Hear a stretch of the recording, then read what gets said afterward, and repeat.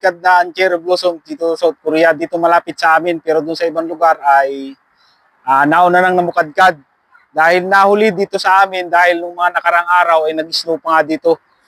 At ito, nakikita nyo sa likod ko, maganda na yung cherry blossoms dito banda sa amin. Sa ano lang to, sa tabi ng kalsada. At ang video ko ngayon ay mamaya, maglalakad-lakad tayo dito. Tunahin ko muna itong video ko ngayon na may nagtanong kasi sa akin na isa nating kababayan na ang sabi niya ay paano daw kapag bumagsak sa exam tapos ay pumasa sa skill test.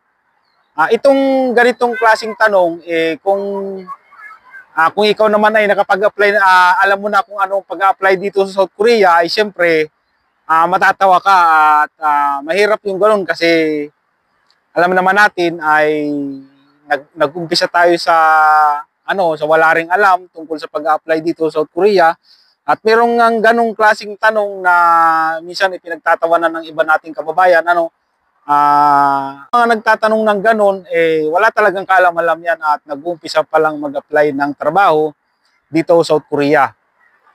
At yung tanong nga ni kabayan na kung bumagsak daw sa EPS topic exam at pumasa sa skill test ay walang ganun kabayan. Uunahin natin sa umpisa. Hindi ka makakarating ng skill test kapag ikaw ay bumagsak sa EPS topic exam. Ganito yan, step by step yan. Hindi ka makakarating ng skill test kapag bumagsak ka sa EPS topic exam. Ang una kasi dyan, doon sa mga baguhan pa lang nagnanais na mag-apply dito sa South Korea at wala pang kaalam-alam, ito yung una dyan. Ang una dyan ay kailangan nyong mag-register para sa EPS topic exam. Iintay ninyo ang announcement ng DMW kung kailan ang kanilang registration para sa EPS topic exam. Pangalawa, iintay ninyo ang announcement ulit ng DMW kung halimbawang nakapasok kayo sa registration para sa EPS topic exam ay iintay ninyo ulit ang announcement ng DMW kung sino yung na-qualified para sa EPS topic exam. Pangatlo, kapag nakapag-exam ka na at pumasa ka sa EPS topic exam, ay diretso ka na agad ng Ishihara test. Ishihara test muna bago ang skill test. Ngayon, kung bumagsak ka sa EPS topic exam ay hindi ka na pwedeng dumiretso sa skill test, sa Ishihara test. Sa Ishihara test pa lang ay hindi ka na makakapag-Ishihara test. Hanggang doon ka lang sa EPS topic exam. Kaya inuulit ko, kapag bumagsak ka sa EPS topic exam, ay hindi ka na magpuproceed sa Ishihara test at saka sa skill test. Sa totoo lang ay ilang beses ko nang inulit ito sa mga nakaraang video ko pero hindi ako magsasawa na kahit paulit-ulit pa yan dahil maraming mga napapadpad dito sa aking YouTube channel na mga baguhan pa lang na nag-apply dito sa South Korea. At doon sa mga dating nanonood na sa aking YouTube channel at mga pumasa na sa EPS topic exam, naghihintay na lang ng employer, ay wala namang problema kahit hindi nyo na panoorin to. Ito ay para sa mga baguhan pa lang na nag-apply dito sa South Korea. At darating din ang panahon na yung mga dating nanonood sa akin sa YouTube channel ko, maaaring hindi na rin yan manonood dahil sa mga malamang sa susunod na mga buwan o next year ay nandito na rin sa South Korea ang mga yan. Kaya hindi na rin manonood yan mga yan. Ganun lang talaga. May dadating at may aalis. Eto na mga kabayan, pasyalan na natin ang cherry blossom dito malapit sa amin.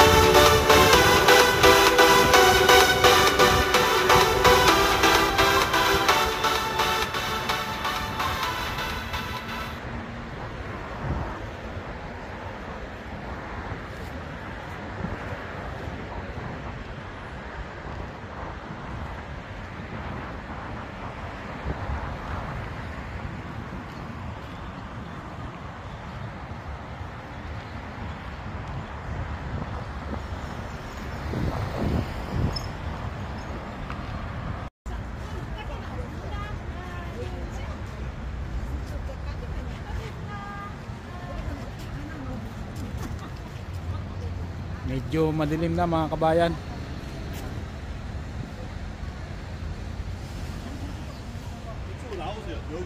여기를 가려야 돼. 카드 줄때 가야지.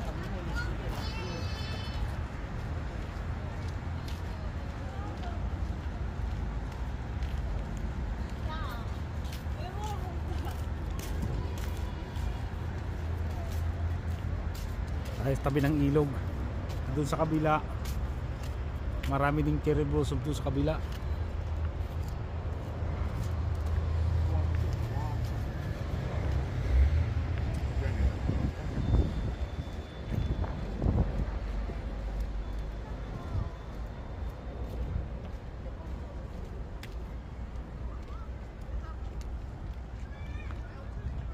Hindi tayo maibay sa tabi. Mas maganda yung laylay ng cherry blossoms dito.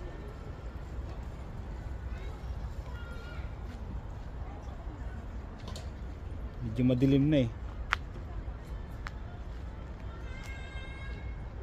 Ang dami rin mga nagpipicture-picture dito. Yung mga malapit na bahay dito. Yung mga tirahan dito, mga apartment. Dito sila nagpupuntahan. Hindi kasi nataon na ano eh. Na Sabado-Linggo yung ano. Yung pagbukadkad ng cherry blossom. Nung nakaraan wala pa eh. Kasi malamig dito eh. 여기 왔어야 와가지고 제철해야 되는데 하나도 못 하고 지금 일요일은 안 풀고 내가 하나도 못 하고 지금 다 도피하고 있잖아. 뭐 예쁜 거